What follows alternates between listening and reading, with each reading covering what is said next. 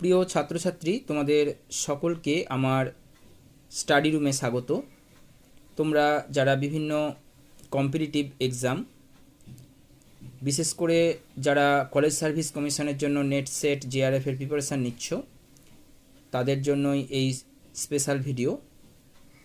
তো প্রথম প্রশ্ন, যেটা আগের ভিডিওতে শেষ করেছিলাম, সেটা দিয়েই শুরু করছি। Which of the following are the key processes in designing an experimental research study?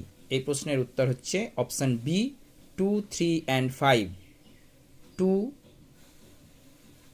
টুটা দেখে নাও, 3 and 5। নেক্সট,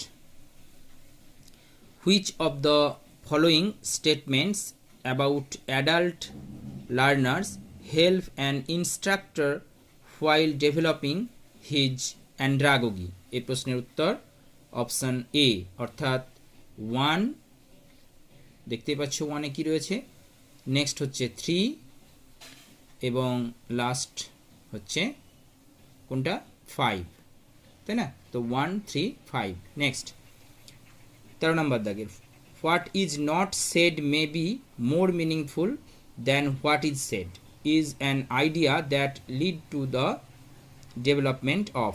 এই প্রশ্নের উত্তর option C, Galloway's system of interaction analysis of communication. 14 নম্বর দাগের, before gathering data for his research an investigator asks himself the following questions. What should be the right order of asking or answering these questions? এই প্রশ্নের উত্তর option C, 3, 4, 2, 1।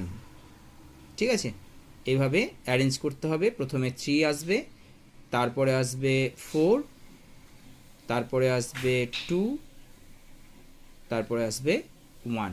Next 15 নম্বর দাগে, the steps involved in the pedagogical analysis of syllabus of a teaching subject are listed below.